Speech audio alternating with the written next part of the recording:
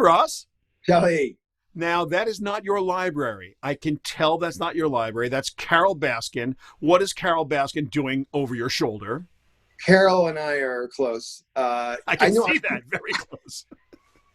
I think I've entered like the bizarro phase of being quarantined for way too long. So there's a reason Carol's here, because I finally bit on the Cameo, trend. Like, Okay. everybody talks about Cameo. You and I have a close friend who's actually working for Cameo right now. Yep. And I don't know what the hell happened. I just got the urge to go see if Carol Baskin was doing videos on Cameo. And as everyone knows, or if you don't, you should. This is not a commercial for Cameo, but although it might sound like one. It sounds like one. You go on Cameo, and there's a list of hundreds of celebrities. Yeah. I don't know what you call them. Celebrity sounds right. Are willing to create a custom video for you. And you pay either, they all have a day rate, and so hers is affordable. And I clicked on it and I said, I wonder if Carol Baskin would send a video to my whole team at noon. And so I thought it would take, I don't know, like a couple of weeks, and she might not follow the script that I wrote. But I literally wrote this script in about 3 minutes, paid and done. And then 15 minutes later, I got the video from Carol Baskin reading the script and then going way off and being hilarious and amazing and cheering on my company. And so I just sent it to my whole team. How long is the video?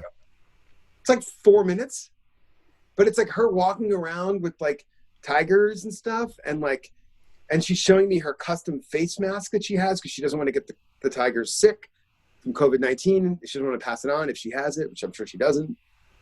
But I don't know. I thought it would take 2 weeks. And it took 15 minutes. Of which 4 of them was her doing the video. Exactly. Yes. And the world we live in. Modern science. You got to love it, Ross. I think one day we should strive to have Carol Baskin on this show. But until then, we do have someone very special on this episode. I'm really excited that Lisa Granatstein, the editor of Adweek, is joining us, not Carol Baskin. No, not Carol Baskin. But we should start the show then. Let's do it. Bye, Carol. Bye, Carol. Oh, I'm Shelly Palmer. I'm Ross Martin. And you're listening to Think About This. The more you listen and watch, the less you know.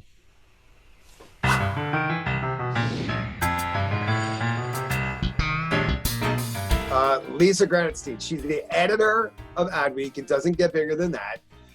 She's also the VP of Content and Events. She's taking Adweek into a brand new, uncharted world. And she's awesome, Lisa. Welcome to Think About This. So here she is. Thank you. Thank you for having me. I'm so happy to be here today. You have such momentum at Adweek, and you're covering so many things at the same time. It's got to be the most interesting time to have your job as the editor. What's it like over there? It's bananas as usual, but it has been. I mean, it always has been a little crazy, especially in the last 5 years, with all the digital transformation.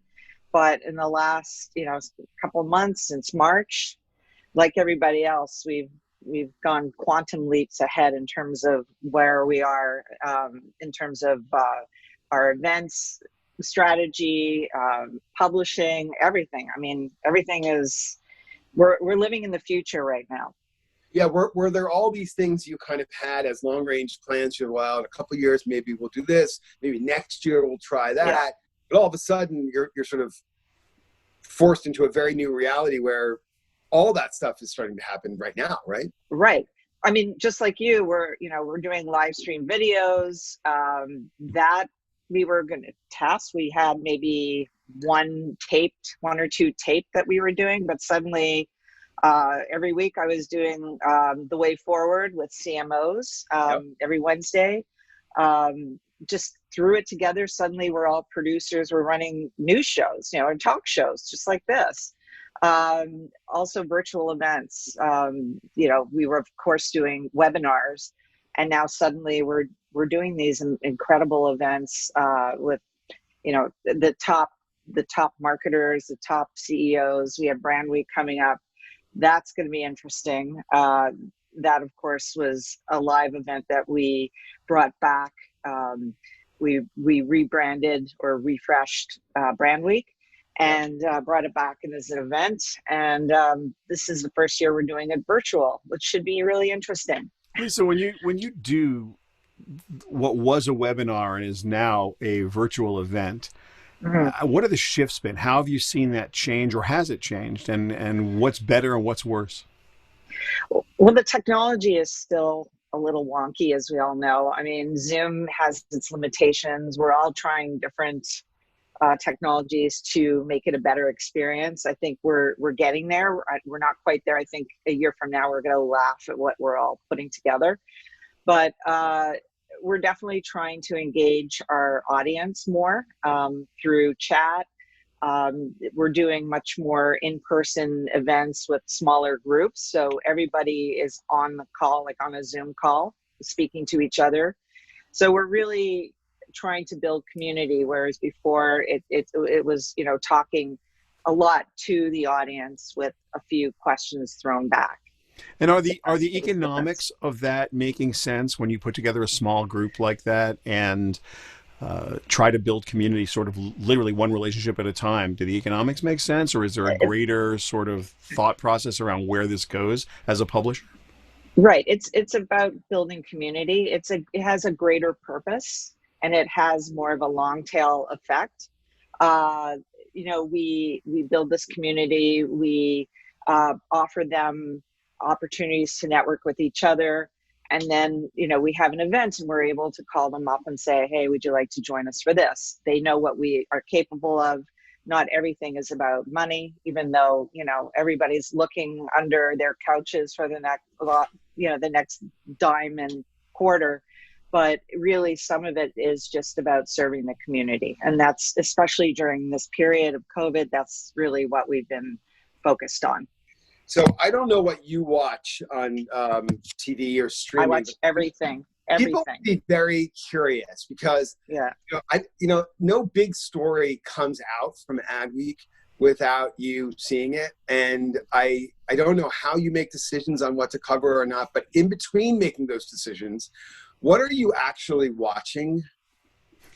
I'm watching a lot of streaming. I actually,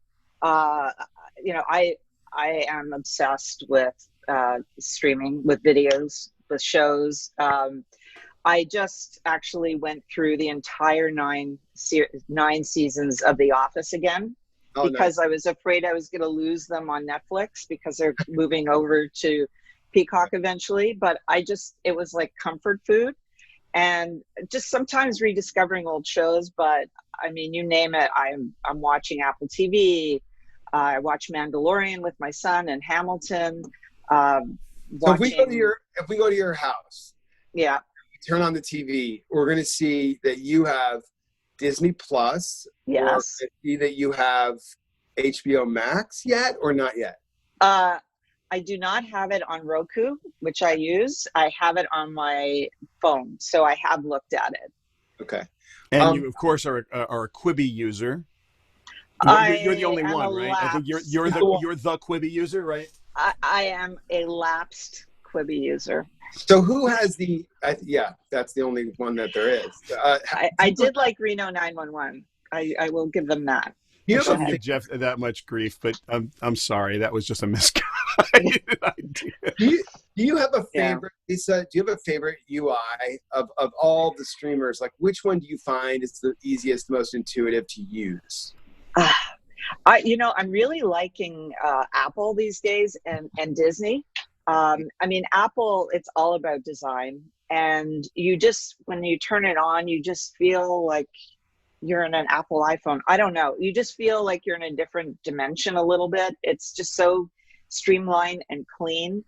I do like Peacock. It's sort of a throwback, but it is pretty cool. I haven't spent a ton of time on it, again, in part because they are not on Roku or Amazon Fire. So that's a problem for them. That's an important point, Lisa. That's an important point across the board, right? They're not on Roku. They're not on Fire TV. It's like when you think about who's where and what's what, we're finding ourselves beholden to the meta services it's like you didn't get onto my cable system now. Just exactly Right. how many places am I going to have to go look for stuff? How do you think that plays?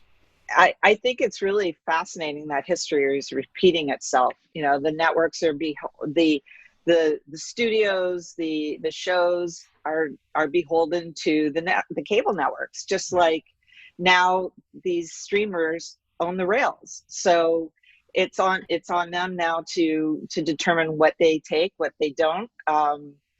Some have more power than others, but they're all pretty powerful. I But mean, it's we're it's talking. now it's fully unlicensed and unregulated. The cable Right. industries all had to go to the public service commissions Yeah. in every town, get a franchise, get subsidized because it was like thousands of dollars per foot of cable to lay. They had a Yeah. deal where they'd wire town center and then concentric circles out. They'd have less coverage.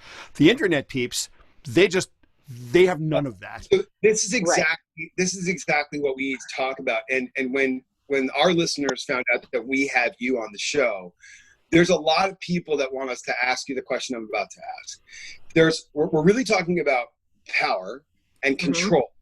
Um, Yeah. so the House committee hearings, which you're covering, are all about how power and control impact the market Hmm. and the general public. Who loses when Facebook or Amazon have too much power? It is all about power and control, and the social platforms have all of it. They have all the technology. They're light years beyond any understanding of government, of the administration. There's conflicting uh, reasons why Democrats and Republicans want to control and have more regulation, I guess, with Facebook and Apple and Google and so on. Um, but they can't get their act together, and no one, there isn't any body that's really regulating it. There probably should be an independent body doing this, but we're In long your mind, past how would needing that work? regulation. Like you're right there. You got every single Yeah, person. You're seeing all sides from at yeah. least their own points of view. How do you think that would work? I wish I knew the answer. I'd probably be in Washington, but it seems like it has to be a nonpartisan group. Maybe it's a form of the FTC, maybe, but not the FTC. It just has to be an independent body that's really, getting its arms around what's going on in technology, and they really have to understand the business and the technology behind it, because right now Facebook, there's it's so easy for them to skirt these issues, and in part because they can and want to, and then other areas they've also lost some control from bad actors. It's a big mess. Okay, so I'm not really technically allowed to ask this question, so Shelly's just going to move his mouth and it look like it's coming from him in the edit. Because TikTok is a client of my firm, known. Oh, So, but we have to ask you. yes. We're in the middle of what the president had said, and TikTok will virtually be eliminated from the United States, as it were.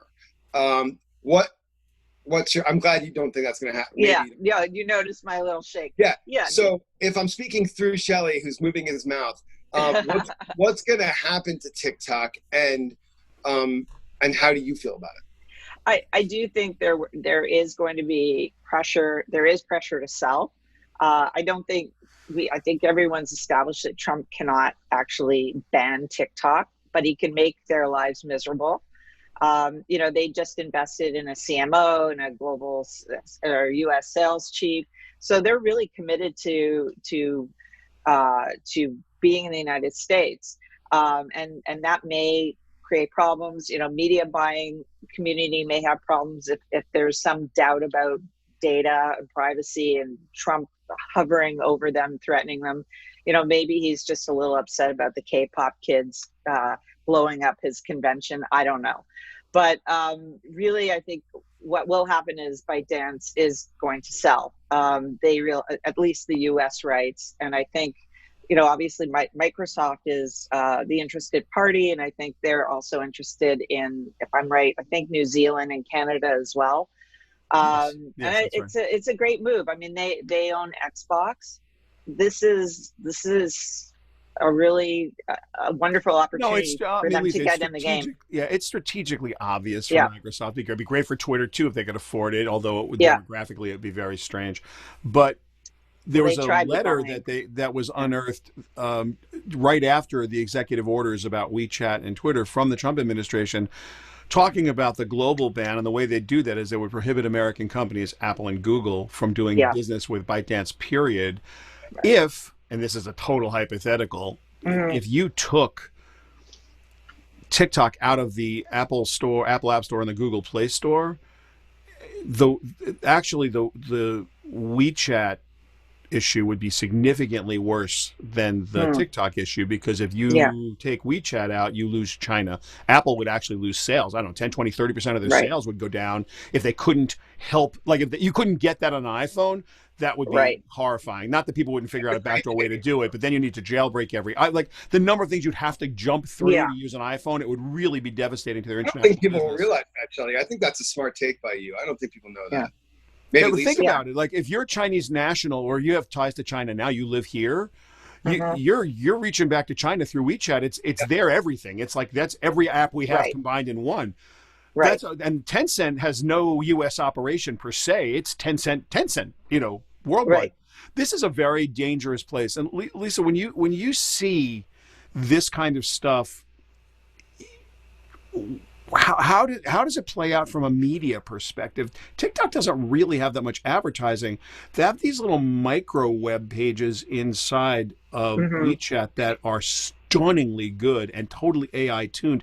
We'll never have it here. Though I used to think about it as like Europe is the dark ages and they're just Yeah. completely not involved. America's trying to figure itself out, and China's 50 years ahead of us with respect to surveillance capitalism. Right. And I mean purely surveillance capitalism, not Right. any other way. Like when I was in Shanghai last May, and being a boisterous American with no respect for Hmm. anything, I just jaywalked across the street, and the person who's with Were me you walked with arrested? me. We got across the street, and he got a notice that he had been fined $5 and got 2 social point demerits for Uh-oh. jaywalking. I'm like, what's Yeah. that? Why didn't you just stay there? He goes, well, I didn't want to be disrespectful to you. I said, but you just cost yourself like your right to vote. Like, what did you do? It was like that's a different That's level. harsh. It's Yeah. a different level over there. It's a different level Yeah. over there. It So we is. don't have that here. But where do the market? Thank God. Where do the marketers play out when you look at what's available there, what's available, not available in Europe, and now Hmm. with this threat of banning, not decent regulation that's thoughtful, but just Right. banning things. Well, how are the marketers responding from your position? I think they're taking a wait and see. I'm not so sure Trump is going to get a lot of this through. We're close to an election. I think a lot of this is just posturing. Um, PR, Twitter, tweets. I don't think it's going to be much of an issue going forward, and maybe not at all by January. I don't know, maybe, but it's definitely something to keep an eye on. TikTok is just getting started, so it's not like they'd be pulling millions of dollars of ads out. They don't have any in there yet. It's just starting to look like a very viable option to Facebook, and Instagram and other social platforms. What do you think about Um, Reels? I haven't tried it, but I'm like, come on,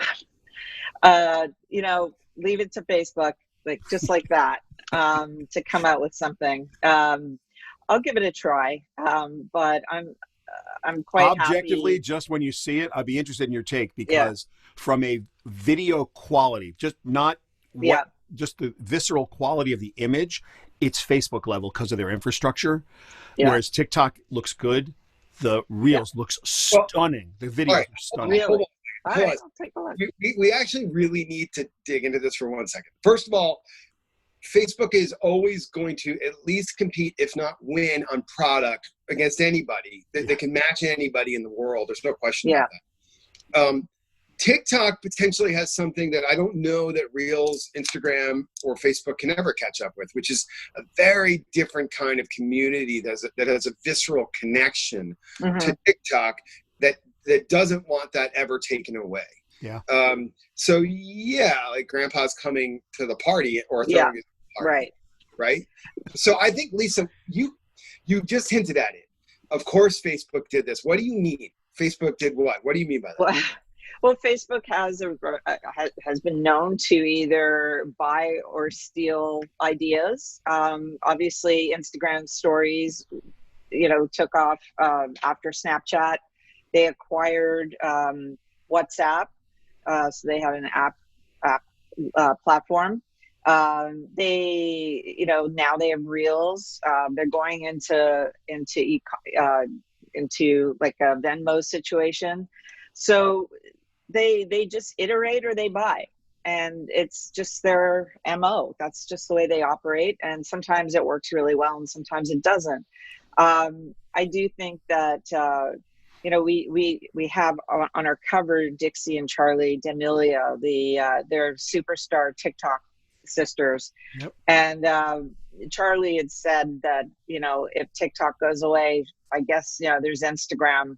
So, I mean, Facebook could benefit from all of this back and forth with China. And Zuckerberg wasn't shy about calling out the threats of China and being a US based company. But to Ross's point, Lisa, platforms like networks had brand positions, right? NBC, ABC, CBS, and Fox, back in the day, they had brand positions. And so much so that NBC Sports was different from NBC News. Like, they had brands inside the brands. But TikTok, to Ross's point, is like it's a place with a personality. It's more than a brand. It's like the actual platform has a relationship with the user that I don't think any network ever had. So are they as interchangeable in your mind as the way we would promiscuously flip channels? I don't know if I'm going to promiscuously flip social networks. I don't know. No, you're right. I mean, I do think that these social networks each have their own personality. TikTok has its, Snapchat has its, and its core audience and users versus Instagram stories. I'm much more prone to using Instagram stories, and my son, who's 13, is going to use Snapchat. It's just what our comfort levels are, or where we gravitate to, and how they're marketed. And how they're built. Have you seen how many CMOs that you cover are now on Instagram? Are now on TikTok? Have you seen how many CMOs are on TikTok? Are you watching? No, I haven't. I have been watching a lot, but the algorithms I keep getting are my son's, which is a problem. I have to figure out how to. I got two words for you: Carla Hassan. Yeah. No, really? Carla, oh my God. No way. That's awesome. She's just dancing like nuts with her daughter, Nora, and it's incredible. Okay, it's time for, we did this with Linda Yaccarino. We're going to do it with you. It's time for our lightning question round. Are you ready? Okay. Yep. Okay. Most exciting brand right now? Disney Plus. Most creative marketer you've seen this week? I can't think of anything off the top of my head, but I should be able to. I'm going to come back to that one. Come back to it. If you weren't working, you want to phone a friend? Hold on, I just want to. What? I said, do you want to phone a friend? What's yours? Yeah, no. What's my lifeline? Here's the next one. What's your favorite? My favorite creative marketer would be the Pittsburgh Pirates baseball team. And here's what they did. They sent, so no one can go to the games anymore. The games are being played at empty stadiums. Right. And so what they did was they sent a used baseball from like the game or from practice to every fan who has season tickets with a letter that said, hey, we know you can't be here, but a foul ball landed in your seat. We picked it up for you. Here it is. Nice.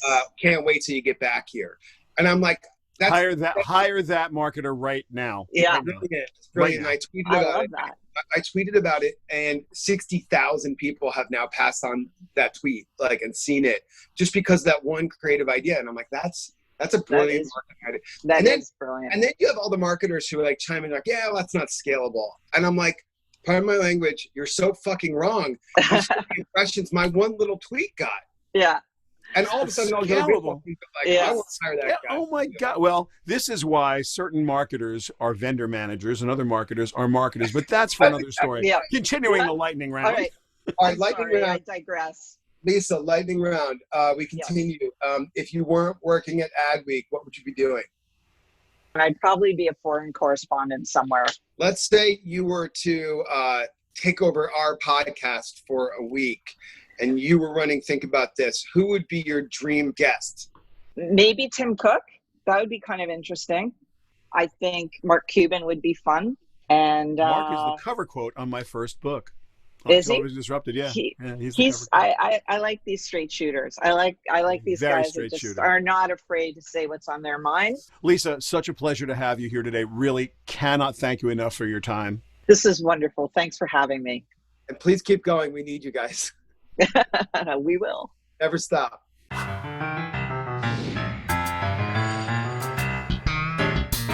So Lisa's fantastic. I'm glad that we had her on, but I don't think of the job of being the editor of Adweek as being anything today like it used to be even a year or two ago, right? No. I mean, it's not like about being a publisher. It's about managing a community and the nonstop flow of information. The community. Well, I think that's what she's done best, Ross. And I think that's what Adweek is doing well right now. They're sort of transitioning from a publisher to a manager of a community of our friends, basically. It used to be the Bible. You'd read it every week to see what everybody's doing, but you don't have to wait a week. I mean, it's every minute. And now you feel like if you're not there all the time, you're not going to see your friends. It's a really interesting transition. I can't wait to see where it ends up.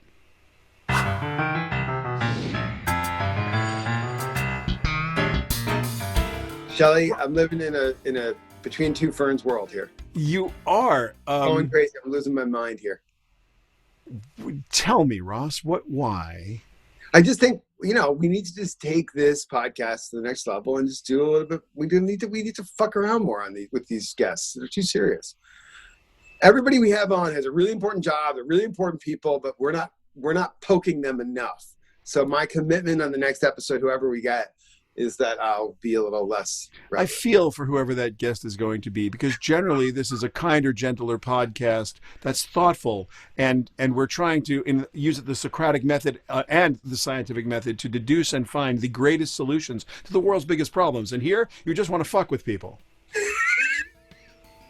I just want to make sure I got that right. I can say that, Shelly, if people think they know less than they did before, just wait till our next episode. You've been listening to Think About This with Shelly Palmer and Ross Martin. You can subscribe to the audio podcast on Spotify, Apple, Google, iHeart, or wherever you like to listen to your podcasts. You can find our video episodes at thinkaboutthis.tv. You can follow us on Twitter or Instagram at thinkaboutthis, and you can learn more about us on the web at thinkabouthis.fm. Thanks so much for listening. If you think you know less than you did before, just wait until our next episode.